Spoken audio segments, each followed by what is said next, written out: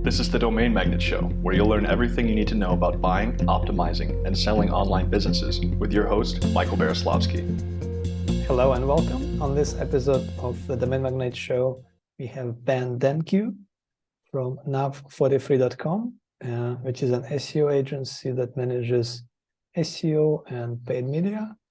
And we talk about what it's like to run an SEO agency, some case studies of Ben with a few clients, how he managed to grow their websites, their businesses, a few sites that Ben has built and is growing, and also his thoughts on AI content and some interesting advice on paid media, as well as the future. Hey, Ben, how's it going? It's going great. How are you doing? Yeah, I'm good. So I don't think we ever chatted before, but I have heard of you before through some common friends and your agency. Yeah, that's right. I think probably through niche pursuits. Yeah, that might be so. So yeah, tell me a little bit about what do you do? What's the agency about? Yeah, so I'm in the digital space. I've run an agency in either one form or another over the last 10 years now. The current agency I run is called Nav43. I've partnered with one other person, Peter Pilarchio. The two of us run it together. We've been around since 2016, and we've really always focused on two specialized services, which is SEO and paid media. We've kind of really fallen into that lead generation, revenue generation kind of niche where we're like, hey, let's be specialized and help brands grow through like technical skill sets. So we've always branded ourselves as like a technical marketing agency. How big are you in terms of like number of clients or revenue or number of employees, to give us an idea?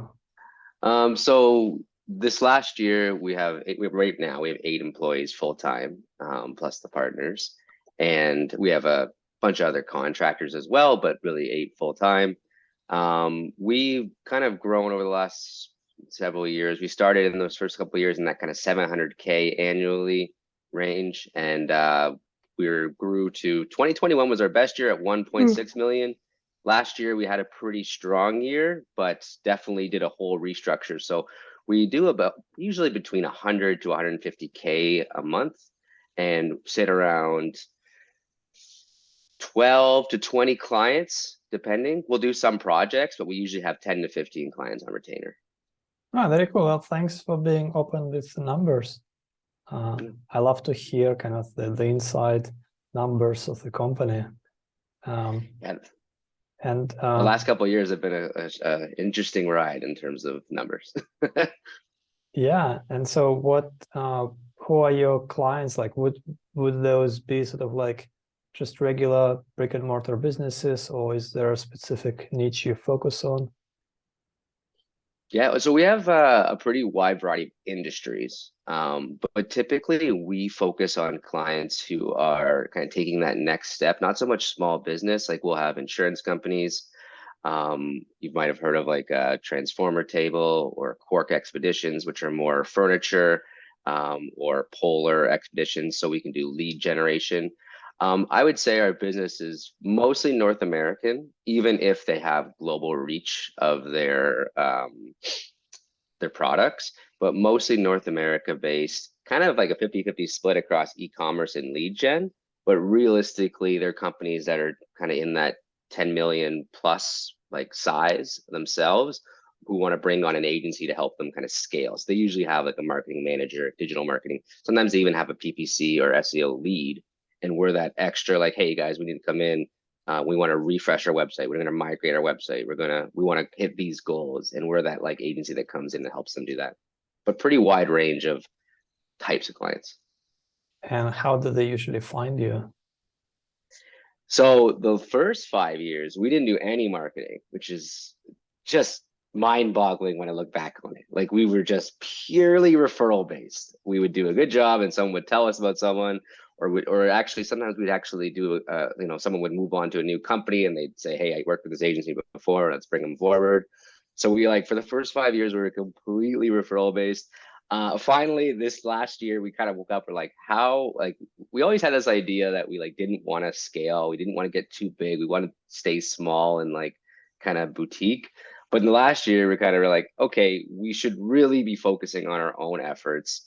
Let's actually start doing content strategy. Let's actually start doing like, working on our own website. Let's do all the things that we do for our clients for ourselves. So in the last 6 months, our lead generation has gone up just through the content I've been putting out myself. Well, not myself, but I'm the one doing a lot of the recordings with the team. Yeah, that's nice. That's a good sign. If you started out by referrals and then you decided to grow, that's like that kind of organic growth is usually a good sign that your product is good, whatever you're selling is good. Well, the service in that case. That's exact. We always had that kind of like case study behind us. Like we did well here, we did well here, but we didn't talk about it. So I mean, it just kind of shows that how important it is. Like you kind of live in this bubble as an entrepreneur sometimes, where like you feel like everything is common knowledge, or if you've learned something or seen something on your own website, like it's like, oh, someone else must know this kind of thing. But it just shows with the content we've been creating the last 6 months, that's like people like, oh, this is great. Thanks for teaching us this. I'm like, oh, I should have been saying this earlier. All right, nice. So you've been putting up a lot of SEO content, and does that bring customers? Yeah, we've actually closed, so far we've probably only closed 2 sales from it in the last, I would say, so we started 6 months ago. We kind of like only really got rolling 3-4 months ago. We've got lots of leads, but what it's helped us do is it's helped us like work. We always had this like referral process of closing business. When someone is introduced to you, you don't really have to, and like, you have, hey, Ben or Nav43 helped me grow my site to this. You should work with them. You don't have to sell so much on your like trust. You have to sell more on like what you're going to do for them. Yeah. But when someone just sees a video of you and wants to find out more about what, like how they can apply that to their own business, it's a different sales process. So we got plenty of leads right now, and it's like in like January, we're kind of focused now on, okay, we need a new system. We need to sell ourselves in a quicker fashion, because we were really more catered towards enterprise sales, which is a longer process. So only 2 sales, but 2 sales from pretty low effort at the moment. No, that's very good.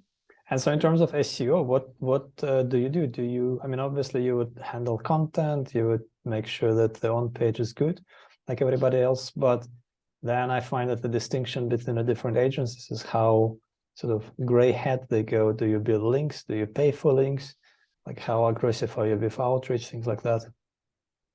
We've actually been completely on the white hat train. I know it's like white, gray, black, whatever, but we actually haven't been focusing on like overall growth of just traffic through a lot of the different techniques we'll do for our clients. We've been strictly content focused. So our strategy has been really around building a content calendar, doing keyword mapping, and just building good content to match up with those keywords. Like the way we kind of looked at it was just like, okay, we need to be the experts in the space. So it's most important that we're showing that we have a kind of a thought leadership side of things, and we're answering questions that people have. So we actually haven't been like really blowing up and trying to do outreach and guest collaborations quite yet. That's a goal this year. I want to do a lot more podcasts. I want to do a lot more guest posting. I want to do a lot more like, just outreach to like collaborate on projects. But first, we focused on just actually having a content strategy. And that's kind of one of the things we're really great at, is just actually doing starting with the keyword research and building out a large map of like potential content we can create. So we've just been knocking that off, month by month, saying, hey, let's answer this question. Let's answer this question. All right, that sounds good. Like, so you've been running for 10 years. Do you have clients that have stayed with you throughout all the time, or is there a cycle for a client? Like so a couple of years or the first, that's a good question. The first few years, I started a different agency that I ended up, so it was a different brand, we actually created a restaurant marketing agency, and it was really focused completely on that back in like 2011 or it was 2012. There was not a lot of people were doing local lead generation for restaurants. It was definitely like an open game. So like we were bringing on lots of clients and really focused in that specific niche. I ended up selling off a lot of those clients and eventually parting ways with other ones. So 2015, 2016 is when we started Nav 43, and we really started focus. Well, 2016 was when Nav 43 officially started. But when we really started focusing on, okay, we're gonna like move away from restaurants and we're gonna focus on like a variety of different tech, e-commerce, etc. So those clients, we've had clients stay with us. We do have one client who's been with us pretty much the whole time. Most clients kind of have usually a 2 to 3 year life cycle, whereas at that point they'll drop down to a kind of retainer, a small retainer base, but usually it's like a 2-3 year focus. So of our 15 or so clients we have right now, I'd say 2 have been with us for 5+ years. The other ones have either been new, and we've gone over like full agency turnover of people, of clients, and all that kind of stuff. But yeah, usually clients stick with us for like 2 to 3 years. That's like the bread and butter time. Ah, that's very interesting. What's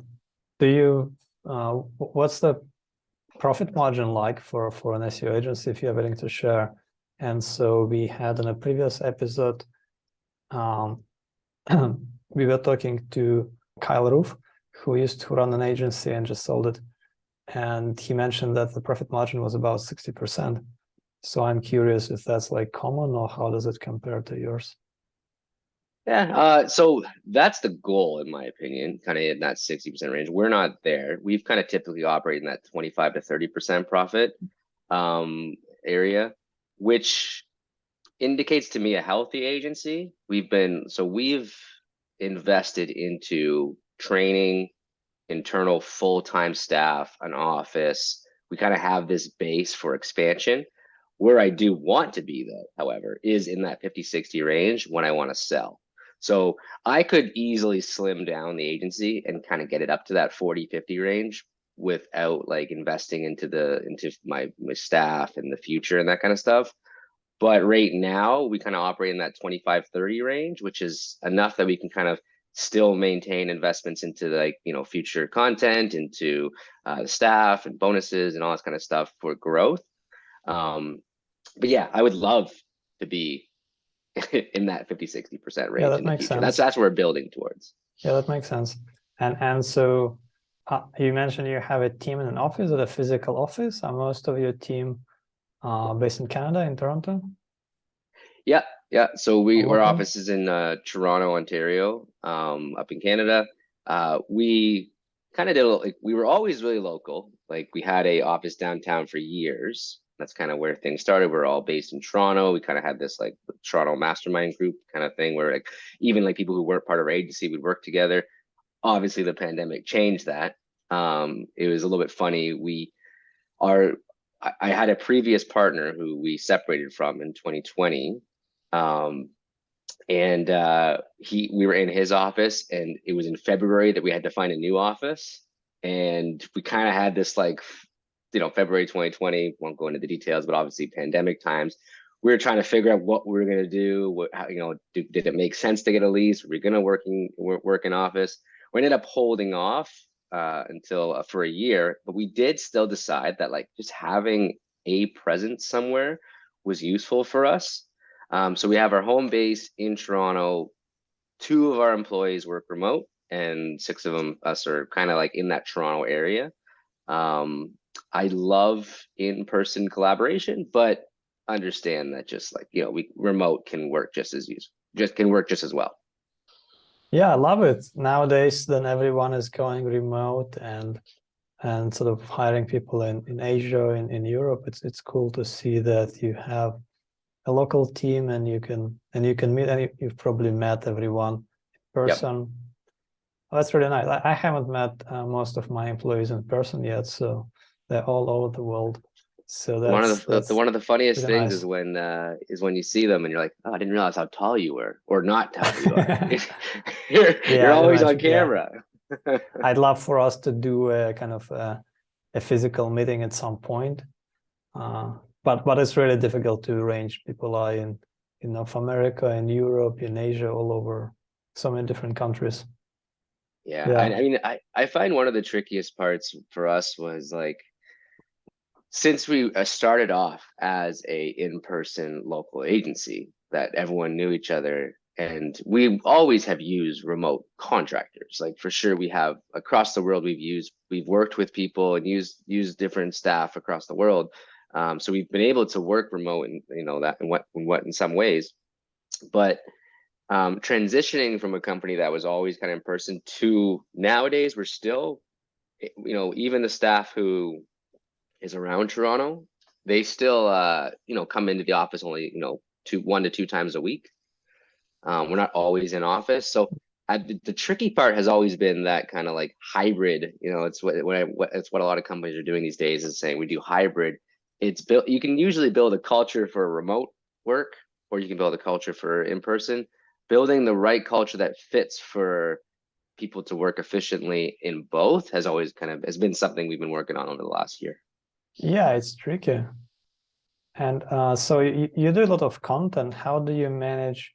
You must have a long list of writers. So do you work with content agencies? How do you manage that? Yeah, so for the most part, we've just done we've actually found our own writers. We look on either Upwork or either look at different forums and just find where we might find specialized writers for. For the most part, we've done that. 80% of our writers are just found by us, hired by us and just managed within our team. But we actually have experimented with content agencies, and I do see a lot of the benefits in it. Honestly, like I might start catering more to content agencies, kind of that done for you content makes things a lot easier than having to manage all these different people just for content writing. So when it comes to like the agency, like the client side and our like niche development, like where us building our own brands, I kind of have a different mindset. I'm just trying to go as cheap as possible for the brands that we're building. Well, like cheap in terms of like, I want to see how well we can build quality content at a low budget for the brands that I'm building. And then for clients, it does matter more about like just full quality, right? So we'll pay extra for the better writers there, where we need to have that content. We have less, room for experimentation in terms of like a bad writer needing to redo their work and all that kind of stuff. So an agency can be helpful when it comes to that, like client side. Yeah, that's interesting. We do the same now. We have our content manager handles a bunch of writers that she looks for who are experts in specific topics. And then we also work with a couple agencies. We usually send the agencies sort of more generic content. Yeah. That's like, the topic that anyone can write about without a ton of knowledge. But then we have some sites where it's really specific content, like how do you build this specific application for Raspberry Pi or whatever. And then they have to find the experts who really know their stuff. We also have like, I don't think we have anymore, but we used to have like some medical content, and then we would go and find like actual medical students to write things. Yeah, now the medical content is tricky. So that's not quite in the same breadth as medical content, but I do have a finance investment niche, and we're exploring using an agency for some of the kind of blog content that's a little bit low hanging fruit, all that kind of like quicker, like 800 to 1200 word like quick articles. But we need to use like our financial analysts to write our like longer term investment strategies and that kind of stuff, right? So even within one brand, it's not to say you have to have one strategy. We've been it's same with you. We've been experimenting, some with the agency, some with writers. But I find with the evergreen longer form content, having that like ability to actually collaborate with the writer, like my content editor and my writer working together on the content, you get more collaboration when you're working direct with the writer. Yeah, that's what we are focusing on doing now, is like finding writers who are published on a specific topic and they have a bit of a name. Yeah. And then we can publish them on our websites under their names. And then it kind of gives that sort of tells Google that, this is an expert.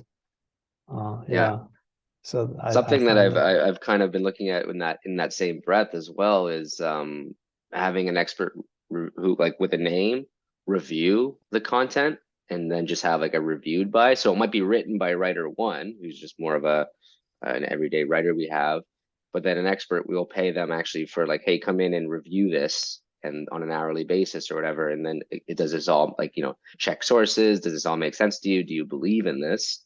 And if they do, of course. If they don't, they'll give us edits. But once they do, once you have set content, then we can just do like written by Ben, reviewed by Michael, kind of thing. yeah, that's actually an interesting idea. I haven't considered it before, but I can see how that would make sense. That's probably less, like, more cost effective, and you could get bigger names because then they don't have to actually go and write. They're just like, oh, okay, this is okay, And you know what? And sometimes the more specialized people aren't great writers. Yeah. Or don't want to write. Yeah, that too. Yeah, but they would know right away if something just like out of place. Yeah. Exactly. That's a cool idea. Right then, and on that note, you did mention about your interest in AI content. So I'm curious about your thoughts on that. Yeah. Have you experimented with that? Any marketer in the space right now has to have their eye on this. Like, it's too big to not pay attention to now. It's even hit, like, we've seen, it hit not like people outside of the marketing industry. Like, a friend will come to me, look at this AI, look what this wrote for me, or, like, look at these images it generated for me, like people who aren't in marketing. So no, the last 6 months has been a whirlwind of changes. We've always kind of leveraged specific elements of AI to help us generate headlines, to help us, do brief curation, like in Surf for SEO, and, like, using different tools to help us, like, in our SEO process. But over the last, like, few months, there's just been such a blow up of this quality content, mostly from, obviously, you've heard of, well, not obviously, but Chat GPT has been blowing up, and there's a change right now in how, the options available for creating content. I don't think any of us have any, like, answers on exactly, like, Google, does it like AI content? Does it not like AI content?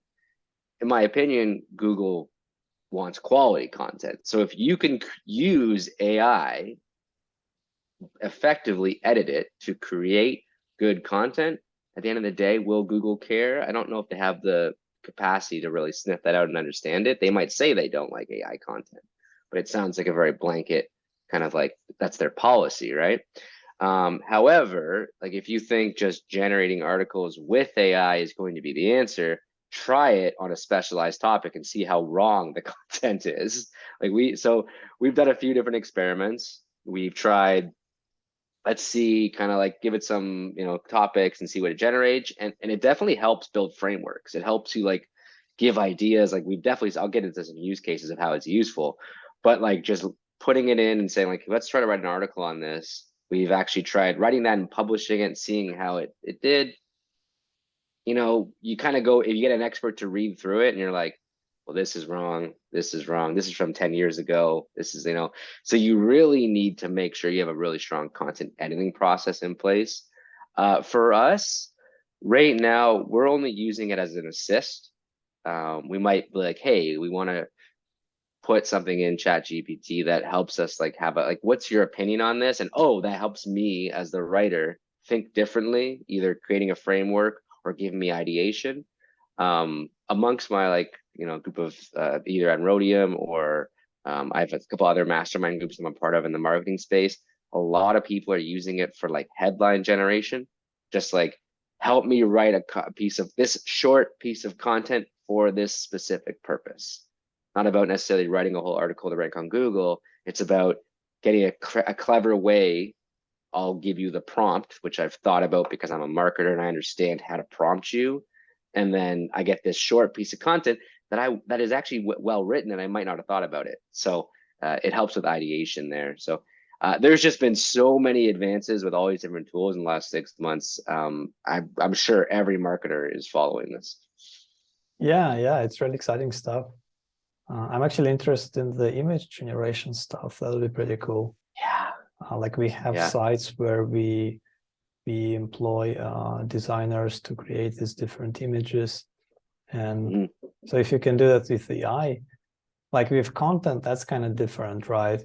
Google definitely won't like content that's completely AI driven. Maybe if it's a big mix, if you use a lot of different sources, that could work. But when it comes to images, I don't know. I think that might work. Yeah, images, and even assisting with like, I imagine with YouTube, Google has less of an ability to see if the script writing is done through AI, so it might be able to assist on some of that. But I definitely agree with the image one. I think one of the things we've been experimenting with is definitely in the last year, we've noticed, and amongst many different content people I know, that Google likes to reward unique imagery. So, avoiding full stock photography and that kind of stuff.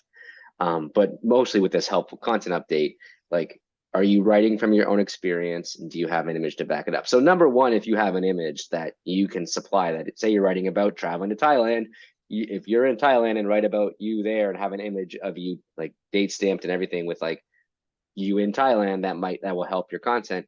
But secondly, we were trying to think about ways to get better than stock, but maybe you don't have that experience, like you don't have that photography of you there. So you could potentially generate let's generate an image of a couple of elephants playing in a rainforest like a forest in Thailand. Use that image, so it's more unique than, for example, some stock photography. But can Google sniff that out? I don't think, to be determined, but that's something we're experimenting with as well. Yeah, that's interesting stuff. So we've been talking about the content AI stuff in our mastermind and privately with some people in the industry. And I know that it works. Like, it doesn't work if you just directly, but if you set up templates, you use a bunch of other databases and different sort of things to populate the content, and then you add the AI's generated content, and then you can really build really good quality sites pretty quickly that would rank well, bring money, bring traffic. So it sort of works. How long will it work? It's sort of unclear, but there are certainly people making good money by just building sites. Like, you can build a site in a day, in a few days, a complete like site with hundreds of articles and all that, with limited costs. Yeah. So well, I mean, that's cool because it kind of passes the sniff test. Think about this. Like Google, when I think about it, like Google wants like creative writing, and there's nothing like what's the punish if someone is writing an article and goes, ooh, this visual image that I can help generate, whatever way you generate it, whether it's AI or through you pay a designer, helps what I'm writing for my user. And Google's number one care is about the user. Whatever they say, that's their number one person they're trying to please, right? So yeah, it's also like, it depends on the topic. Like you mentioned, something that technically difficult, that's one thing, but something like a hotel review or something that's kind of pretty generic and easy, that I think I've seen a few sites like that. And I read the content, it looks totally normal. Like, I would never know that this is an AI content, because it just looked completely normal, completely how you would expect a person to write it. Yeah. And like, yeah, if you have the ability to go to visit that hotel, take a picture and post that, I'm sure that would be the best, but it's a great in between, I think. Yeah, it's interesting to see how if at all it will change the industry. Yeah. Have you used like DALL-E and Midjourney and whatnot then? No, I haven't really experimented myself much, but I think it's really interesting. I'm kind of a very late adopter usually to things, so I'm just curious to learn and then wait until everybody has tried it. Yeah, I find I actually discover things pretty quickly, and then I'm like, I love to play around. Like there's some video creation you can do with Runway ML, and like there's some different apps that are very cool. But I'm not that like innovator who's going to turn it into an app that turns it into a product. I have lots of ideas and I cook them up, but I haven't really brought those to life yet. Yeah, and so you mentioned that you also build some sites. How did that go? Like affiliate sites, or what are those? Yeah, and I mean that's exactly it. So it started off. The first site we built was kind of in the IT and tech space, and it started off with us being like, "Okay, we're working on all these client sites. We need a way to test and break things easier. Like, you know what I mean? Like, we want to see how this works. We want to see if we can rank above on this content without like the risk of Hmm. putting out content that a client wouldn't necessarily be like brand approved and whatnot. So it started out with us just like experimenting on our own site, and like we grew it to, it was like 5,000-6,000 people a month, like pretty small in the grand scheme of things, making just a couple $100 a month in just affiliate revenues. We didn't do any ads on it. So started off with that site, and then we were like, okay, well, that's actually, why not focus on this wing and say like, let's build some of our own brands. So in the last year we built that site. We just kind of let go. It's not, I mean, it wasn't a passion to talk about security and tech. It was just more of about experimenting. So it's just sitting there. It's still making money, but not a lot of money, just kind of sitting there. But in the last year we have launched, let's see, really well, own mornings, investments. We've launched 3 other sites of our own brands, and actually put some time into like building up our brand and building up, like, we want to have a story. So our thing has kind of been like intersecting niches. So like we have one site called Getaway Well, which is like travel meets wellness kind of thing, where it's like traveling with wellness in mind. And we have another site, like Edge Investments, which is not only just investment strategies, but more specifically growth stocks. So like we wanted to find kind of 2 intersecting niches, so that we could kind of like specialize in one specific audience and find that one niche audience, but with a wider overall, like, you could have a wide travel, like there's a large travel pool, right? Huge niche, tons of people are interested in it, lots of competitors, but find the intersecting niche where it's like travel and wellness. So people who are interested in healthy travel, being able to sustain a lifestyle while traveling, kind of thing. That's So, interesting. yeah. That's actually something I was interested in some point, because it's really difficult to travel if you try to stay healthy and like eat reasonably healthy food, and like go to sleep at a reasonable hour, have like go to gym and all that stuff. It can be hard, Yeah, I especially in mean, the so States. it definitely, like, and you're in Thailand now. How long have Yeah, you lived there for? about 5 years now. So I'm all settled here, so I kind of have my routine and everything. But when I was traveling, it's difficult. Like, yeah, you go to a new place every time, and you're like, where do I buy some? And I actually eat mostly vegan food now. So like, where do I find a vegan or at least a vegetarian restaurant? Or like, where do That's I exactly find it. a gym? Yeah, That yeah, is exactly the concept that Getaway Well started from. So, I mean, everyone, you know, there is a huge draw to be a digital nomad, right? Like, with the remote work, you can work anywhere in the world. You can, if you love to travel, and you can, most places you can work anywhere as long as you have a Wi-Fi connection. Um, I lived in Panama for about a year and a half. I've traveled around Europe and South America for several months at a time, working and traveling. Like, I couldn't say I've adopted a full digital nomad lifestyle, but I've always been a very avid traveler while running an agency as my kind of full-time business. And I found that very early on, that the glory of like, you see someone on a laptop on a beach and you're like, come on, you're not really working on a laptop on a beach. Like, don't, yeah. that's That's not how it ridiculous. works. The sand It's just gets everywhere. Like, it looks cool in the picture, but like the yeah, practicality is just not there. exactly. So like, there's this like desire to travel and still work, but I'm a big fan of routines and being able to like find like slow travel essentially is kind of the Yeah, concept that it goes after, where you can travel and experience things, but you can still kind of maintain a lifestyle that will never be as perfect as if you're like home based in Thailand or in Canada. Like, yeah. I did 2 weeks in Scotland and Iceland, and I had to work a little bit through that.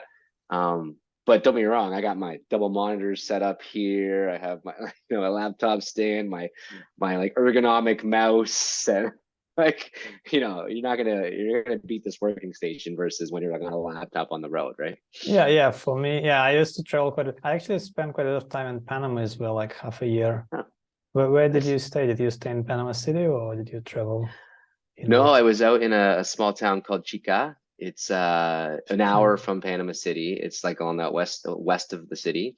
I mean, if you've been in Panama for that long, you would have probably heard of like Coronado, or Yeah, I El think so. I Valle. spent some time in Phuket. I love Phuket. Phuket. Okay, It's so like yeah, perfect Phuket's weather. it's beautiful there. Yeah, That's very beautiful. like 3 hours from where I was. Yeah, Hmm. cool. But it's yeah, I liked it. It's like a nice place to hang out, but sort of difficult to settle in.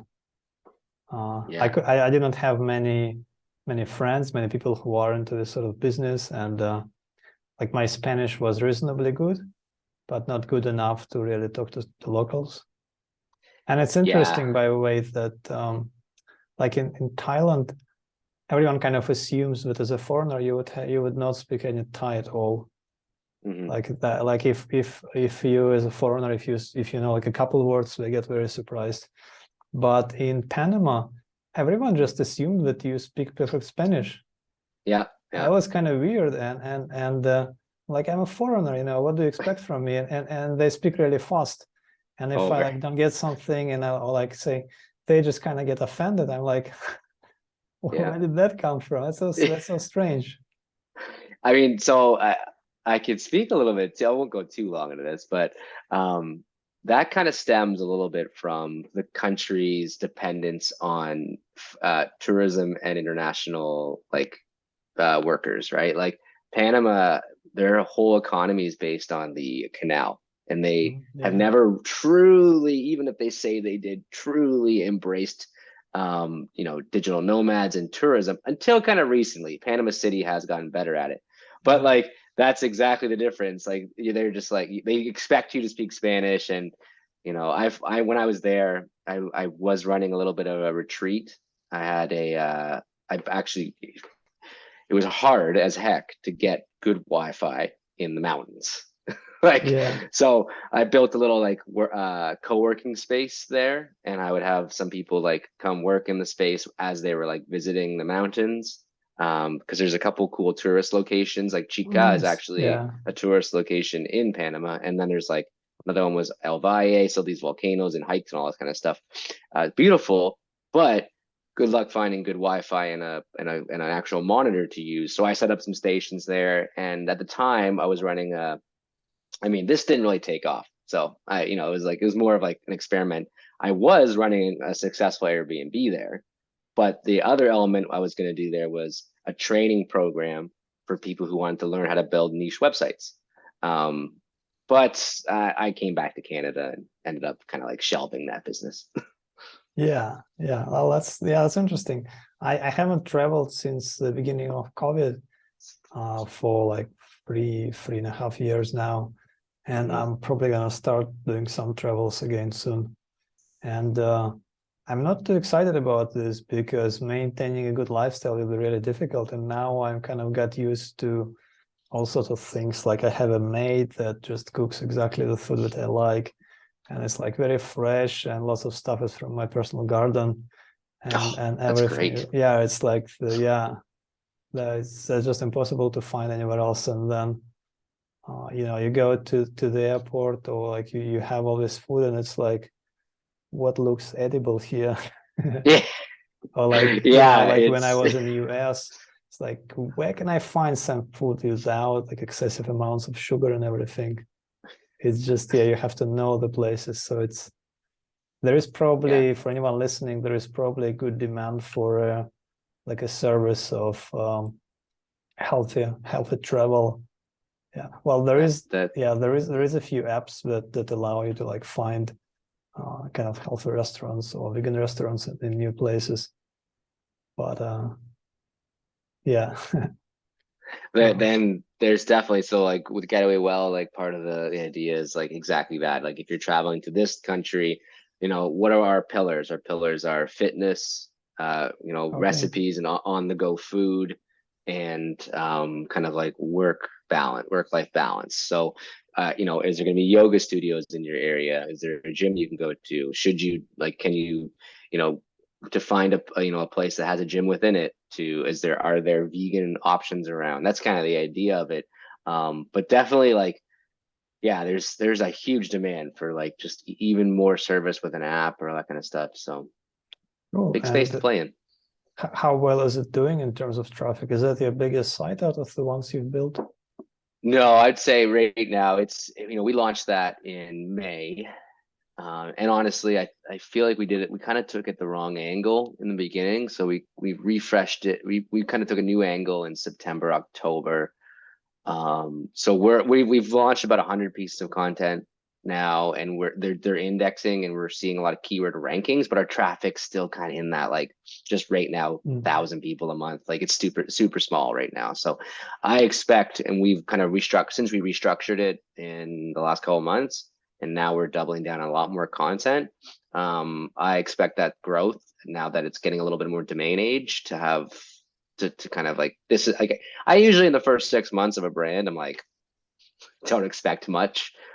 Nowadays it kind of takes 9 to 12 months, I find. So we're kind of hitting that time period now where I do expect some of those rankings that are on third, fourth page to start kind of creeping up and getting some actual traffic. Okay, so out of all these websites, what was the biggest one of them? How much traffic or how much revenue is it earning from you said there was 5 or so that you've built? Yeah, I mean, so of these sites, they're all launched within the last year, and they're all kind of in that small, between 500 to 5,000 people a month range. So very early niches. Okay. I've worked with I've helped others build niches that are much bigger, which is why this last year I was like, hey, we need to start doing this ourselves. So in terms of our niches, we haven't really had that kind of revenue blow up yet, that's what 2023 is for. I really want to focus on these brands, bring on more writers, create more content. And actually an area that I have less experience in is the monetization side. So we've always been really strong at creating good content, ranking it, and which is what we're on pace to do. I'm sure we're going to start blowing some of these sites up in traffic soon. Now that they have a little more age. But this year, I really want to focus on learning more about the affiliate side, because it is an area that I don't have a ton of experience in. All right.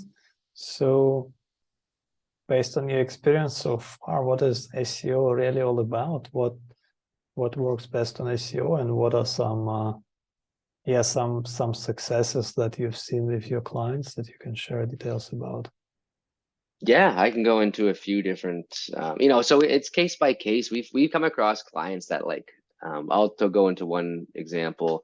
So a Shopify site, they were doing decent revenue already. They were doing about 15 million a year in revenue. Now, first things first, Shopify is very difficult with SEO sometimes. It is not really built for SEO. A lot of their back end is just not very friendly, and it creates these duplicate pages with different categories. And there's a whole thing about, especially when you have to create separate stores on separate domains with Shopify.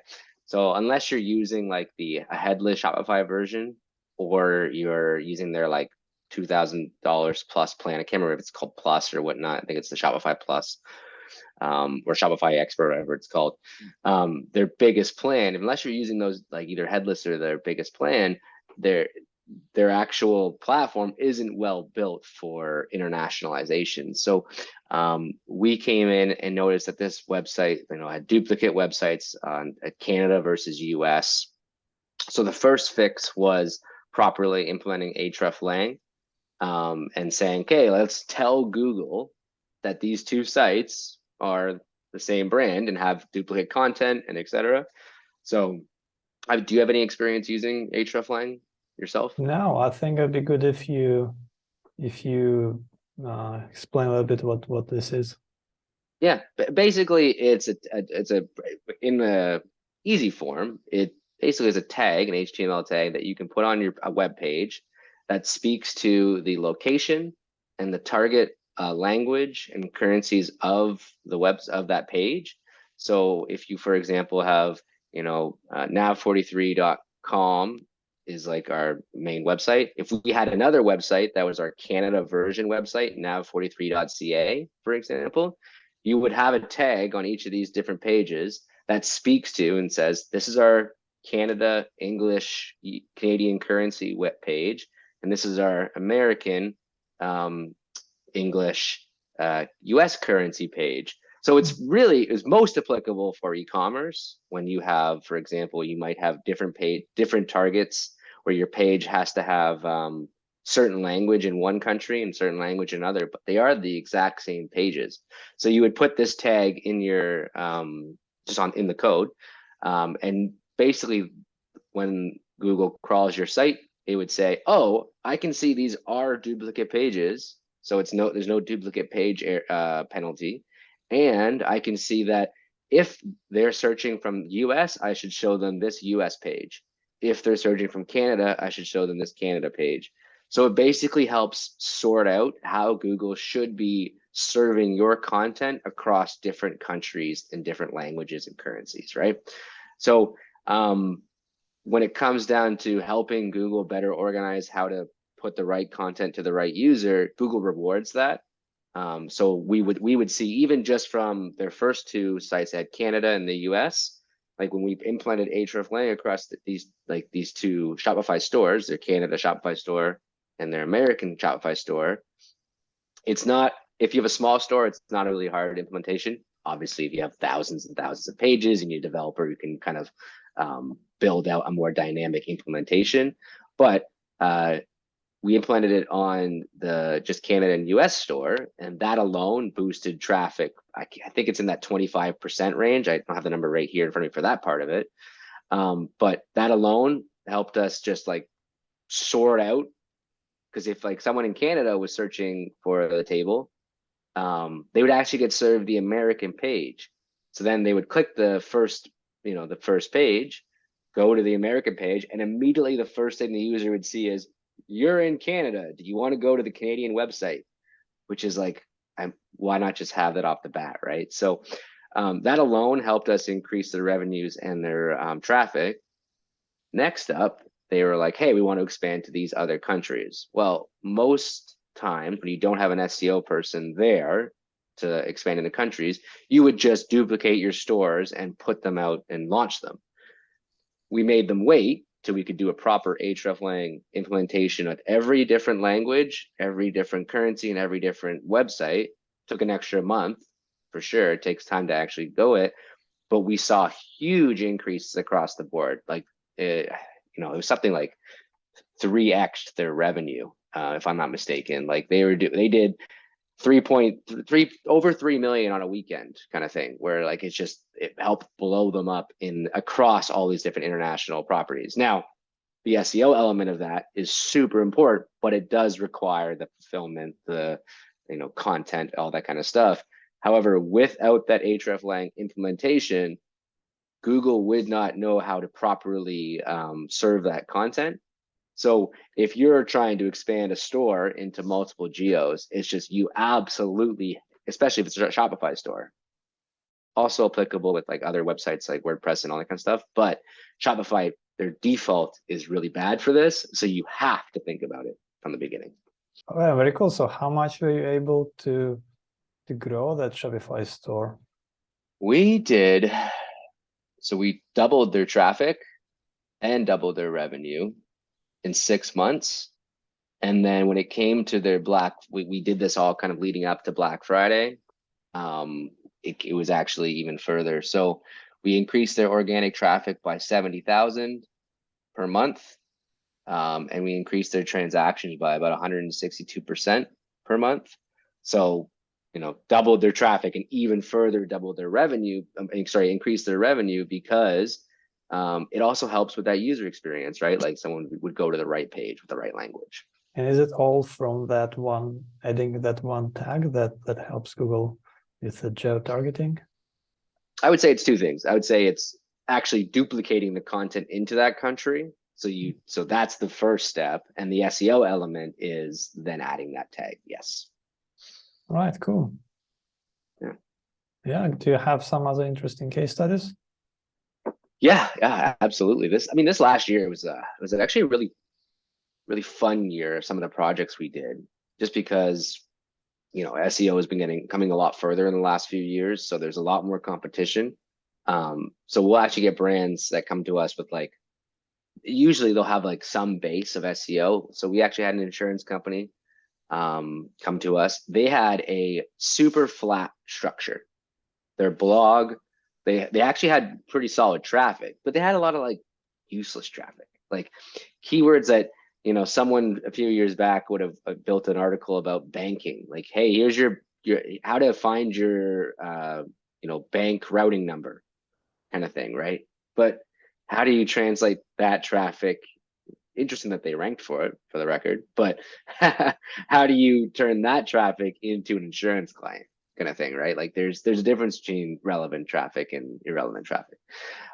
So they had a very flat blog structure, and they had tons of content ranking on this blog that was just kind of not converting. So their previous agency and previous company, they were just building blog content, here's a keyword, here's a piece of content, let's go for it, right? We come in, we say, you know what, the first things first, and we actually had to like almost fight to convince them to do, like, they wanted us to give them a proposal to just start building content and take over their SEO. Like, we heard about you, Nav 43, you're really good. We're not getting enough relevant traffic. We want to build more relevant traffic. So give us a proposal for a monthly retainer that is building new content.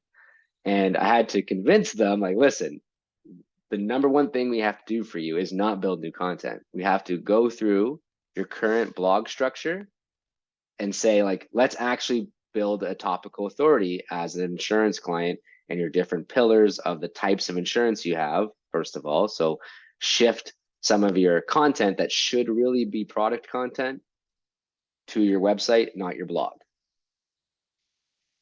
So that was the big first thing, was, okay, we need to restructure this. To do that effectively, though, they had hundreds of pieces of content with lots of like like cannibalized keywords. So a way that you could see, for example, if you're looking at your own site and you wanted to see this, imagine searching for a keyword that you're ranking for, and you see that you're ranking for 2 different articles. So it sounds good to have a larger share of the pie, but it also kind of indicates that maybe you're position 5 and position 10, but you're not winning those first few positions. So you have 2 relevant articles, but neither of them are really winning. So you might want to think, okay, let's look through this content and see which one of these articles really addresses the user's intent of what they're searching for. And let's optimize one piece of content and then use the other piece of content to link to and support that one content. So it's better to have one article in position 1 than 2 articles in positions 6 and 10, kind of thing, right? So after we restructured, what we had to do is we had to go through hundreds of pieces of content and say, okay, here's the keywords it's ranking for, like do a scrape on either Ahrefs or SEMrush or something, whatever tool you're using. Take a look at your content. Here's what you're currently ranking for. What makes sense? So if it's already winning, cool, right? You're already in the top 3 positions. Awesome. Maybe you don't have to do anything. So it's like you could have one that's just, don't worry about it. But you have to go through each piece of content and say, like, hey, is this the right keyword mapped to this? Or should this be in a different category potentially? And kind of restructure and re-optimize the content. And that took several months, took about 3 months to kind of go through. But that 3-month project increased their revenues by doubled the revenues, and in a very competitive space. So insurance, if you're in that space, you're up against some big players. So it increased their traffic by, I think it was actually, I'm going to do have the numbers close by. It increased their traffic up to 80,000 per month. But most importantly, it actually wasn't an overall traffic thing. We only increased their traffic by, like, I think 15% in this exercise. However, that's because we lost out on some of the old duplicate content that was just ranking and not generating any leads. So we only increased their traffic by 15%, but we increased their leads by 70%. which is, and in that space, they'll have recurring insurance clients, like their customer lifetime value is huge for that. So not only is it their sales now, but their sales in perpetuity year over year is going to be huge. So the value is, 20x, kind of thing.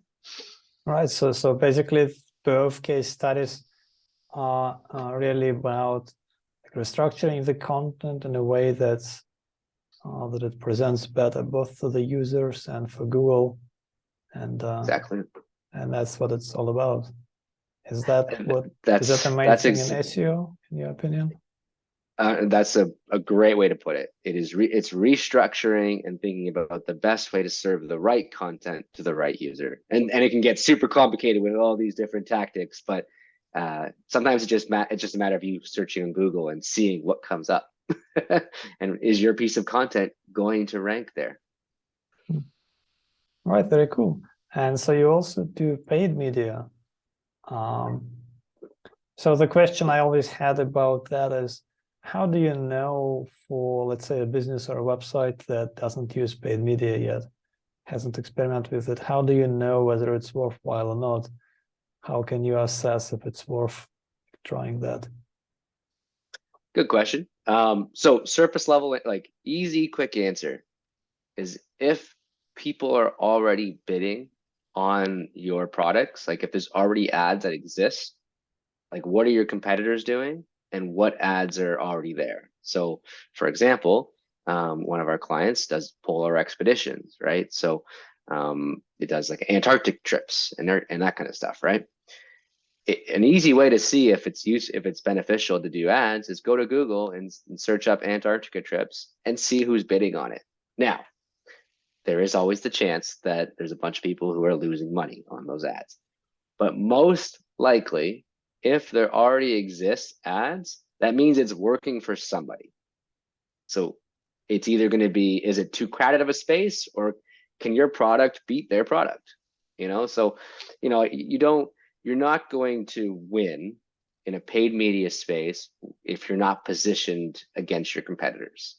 So, but if you have a better product and there is someone currently, or in your opinion, you have ways to position your product where you can appeal to a certain audience, and there are already existing ads there, that means there is already a market for people to bid on those keywords, and you can potentially take some of that market share. At that point, what's useful, all you have to do is figure out, okay, can I make it work for me financially? The beautiful thing about paid media is it's more of a, like, I'm a math major. I have a mathematics degree. That's where my education comes from. The beautiful thing about paid media is it's a numbers game. It's very different from SEO. SEO is about planning, researching, positioning, optimizing, tweaking, finding your right way to address what your user needs. PPC is a matter of an offer, your copy, a hook, and converting that user, and then seeing how much you spent to how much revenue, and then you tweak all the dials. You pause the things that aren't working for you for your whatever, if it's cost per lead, if you're doing lead generation, or if you're doing e-commerce and it's sales, does your return on ad spend? Like typically, when we close a new client, we always aim for like a milestone. We got to hit at least a 4-to-1, because most businesses are operating on a certain margin of 25 or 25% or less. Sometimes you have like specialty projects where their margins are huge, and it's like, okay, we don't care, about that. We sell an Arctic expedition for $25,000. So, you can spend $3,000 to get that sale, kind of thing, right? So there's definitely different dials. But to answer your question, the easiest way is, are there current brands already there in the space paying for ads? Right. So that makes sense. So you just look at what are your competitors doing, and can you basically do it better? That's and it. What would be some? Do you have any secret tips, techniques that people can apply quickly when it comes to optimizing their paid media campaigns, or is it mostly just kind of simple? You bid, you make a list of keywords, you make some good copy, and you bid it, and you keep improving it. Mm-hmm. It's a combination of both. That's a great question. Quick tips. So nowadays, you're not going to beat Google's machine learning. When I first started in PPC, like it was all about, really intensive spreadsheets, like custom modifiers. Like you were like trying to get as much data out of the platform to then apply into your bids, and really you're trying to like game the system, and you knew better than Google at the time. Nowadays, it's the best thing is to actually say, okay, I understand that Google has built an engine and acquired and built an engine that is going to be doing my job much more effectively than me, right? So the most important thing is to make sure your data is accurate. So if you don't have proper e-commerce tracking and revenue, if you're e-commerce, if you don't have proper e-commerce and tracking, and even better, advanced e-commerce tracking to get like carts, abandonment, all that kind of stuff. But number one is make sure your data is accurate. The amount of times I'd have a client come to me and be like, I want to like do, have a better, return on ad spend. And I can say, well, you're double counting your conversions. So like that's why you're not making as much money. Your ads think that everything is worth twice as much as it is. So like, number one, make sure your tracking is correct. Number two, the most important thing you can do is actually make sure that you have the right bidding settings. So if you're going to use maximize for conversions, or you're going to do a target CPA, there's different types of biddings in Google Ads. This is where, like, obviously I'm trying not to get too technical, but make sure your bidding settings are set correctly to allow Google to actually work within it. So sometimes what we'll do is we'll see someone launches a Google ad campaign, right? They launch it from scratch. They're targeting widgets, whatever, right? They'll set their target CPA to where they want to be today. Like, oh, when I launch this, I want to have I want to get leads for $20. Typically, and this is why PPC can take time, you want to set it at a higher rate to find out what works first. Because Google is going to be restricted by your settings, right? So in the beginning, you could actually set it to a higher amount. You can test different keywords, and then you're going to find what works and what doesn't work. Turn off what doesn't work, and then set the right settings for what does work. And then you can expand your budget that way. So it's a game of like testing, seeing what works, delete what doesn't work, and then lastly would be add negative keywords. Don't forget that. So experimenting and testing. And what about creatives? How much do creatives matter? Do you need to really have good, compelling copy and pictures and so on? I would say nowadays, the most important thing is copy. Well, it's hard to say. Okay. Nowadays they have like responsive ads, and basically you just write headlines and Google actually auto sets your creative to your headlines. So you're not doing a lot of custom banners anymore. You can do this still. You can set custom banners and serve those how you need to. But for the most part, you're going to write headlines and then just add the creative.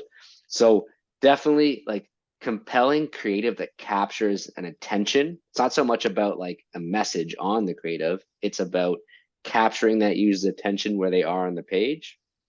If it's this is for display advertising. But nowadays, most importantly is kind of your offer and your headline. Like you have this small character amount to use, which they've increased recently, but definitely creating lots of different ad hooks and then just testing. Like we are doing multiple attempts at different headlines that see what captures the user's attention best. The creative is not going to convert them. The creative is just there now because it's a responsive ad, where the creative is separate from the copy. The creative is there if you can get an eye-popping image that makes someone's eyes look at the creative, great. It's kind of similar to like people who, I don't know if you have had anyone on here that really focuses on Google Discovery and that news feed. You're creative, you just want to capture their attention, but you're going to convert them with a creative headline. It's the same thing. Yeah, that's really interesting. Yeah. And so do you try to bid like as high as possible to be somewhere at the top, or do you try to bid kind of lower amounts so that you just get somewhere, just show your ad for as cheap as possible? So that all depends on the margins of the products. So what we'll typically do is we'll get like, hey, send me all your products. Give me all your product margins. If you have a low profitability for a product, then you do want to be bidding low. And it's okay if you're in that third, fourth position, right? Because you want to see how much sales you can get. Because usually if you have a low margin product like that, they're going to try to upsell something. So it kind of always depends. But if you have a high margin product, then you can be more aggressive to be in that top position. And you just got to know that like, however much you're going to bid, there's usually someone else who's going to be bidding there. So there's a certain threshold that you want to kind of be at. Typically there's like, we don't want to go over this for a cost per click, not because cost per click matters anymore. Like it's all about how much it costs to get the sale, right? Cost per click is just a performance indicator that will let you know if it's worth it for you to go after that keyword, right? So for bigger products, we bid higher, and this is a rule of thumb. We bid higher for like lower margin, higher volume products that we don't have as much profitability. We would bid lower, and then we would play around there. Sounds cool. Right, and switching gears a bit. So you mentioned that you are looking to buy a website now. That's finally back in MySpace. What kind of sites were you looking at? How did you look and where? Yeah, so I mean, right now I've been looking on mostly Empire Flippers and a little bit of Motion Invest and what's it called?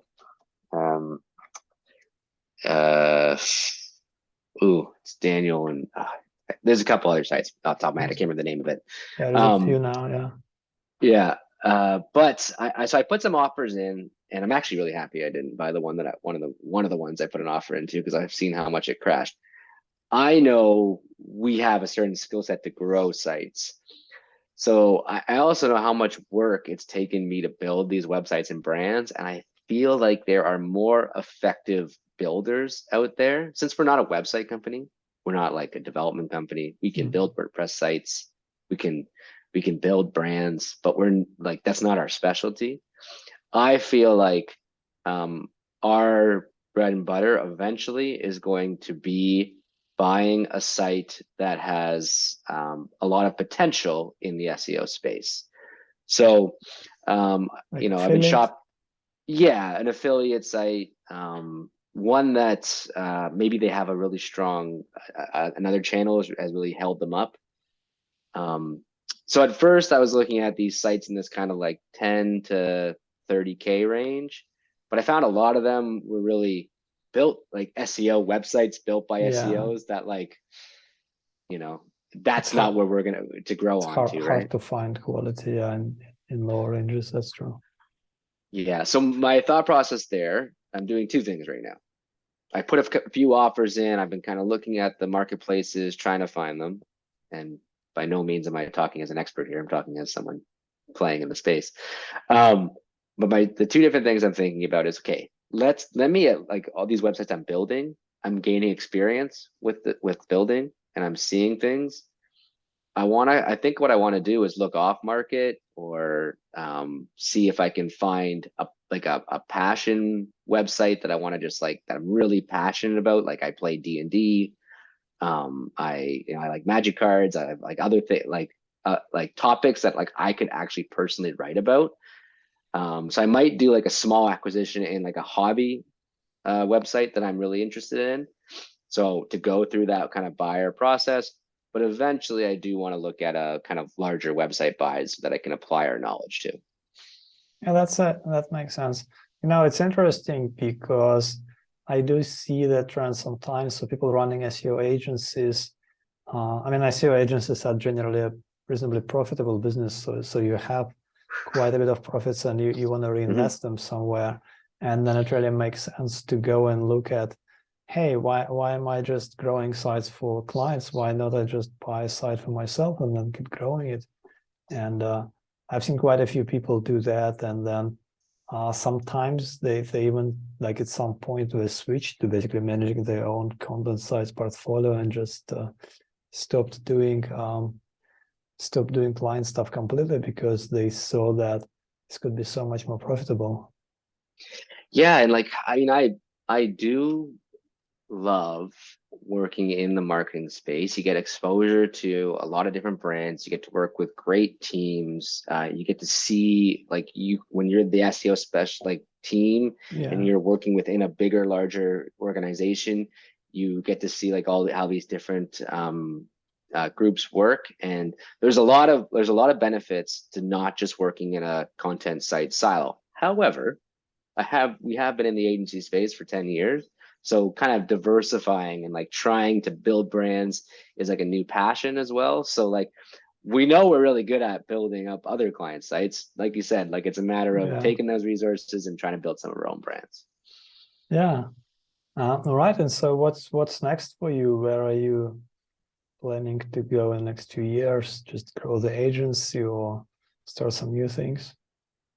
Yeah, so right now I realize that taking my eyes off of the agency growth wasn't the best move. So what we're doing in Q1, even in Q4 last year, is we are focused on growing our agency, growing our own content, increasing our clients. Like, I want to create a really healthy, growing agency that can scale, so that I have more room to build these brands.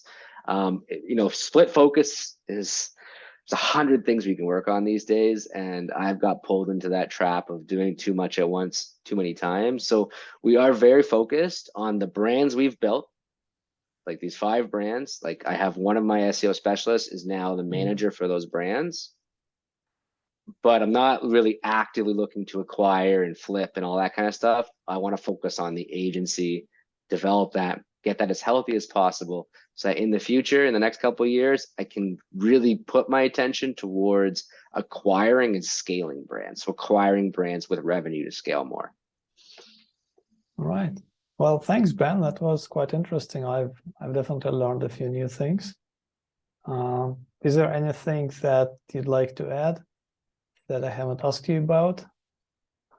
Honestly, this has been a great conversation. I really appreciate it too, Mike. No, I think you kind of tackled everything. If anything, the one thing I guess I was gonna kind of do a takeaway from was nowadays, with all of the updates on like helpful content update, product review updates, the new EEAT, whatever they call it, EEAT, Google's focus on authoritativeness and trust and content, all of these different things, along with this like huge blow up of AI, as there is definitely a moat for people to focus on quality content that answers your users' questions in a unique and helpful way. So if you're building up websites, I would say just, if you've been on autopilot creating content, now might be a good time to take a step back and say like, hey, like, is this content useful for my audience long term? Because really, brands are going to survive this. Very cool. So how can our listeners reach out to you or find out more? Yeah, so check out the agency at nav43.com. And you can reach out to me personally on LinkedIn. You can find me at Ben Dankiw, /Ben Dankiw. And those are the 2 best places. Well, thanks, Ben. Have a good day. Thanks, Mike. Domain Magnet is a leader in buying and selling online businesses, with a proven track record of expertise gained from over 300 deals since 2004. To learn more about how we can help you acquire or exit a profitable online business today, head over to domainmagnet.com for more details.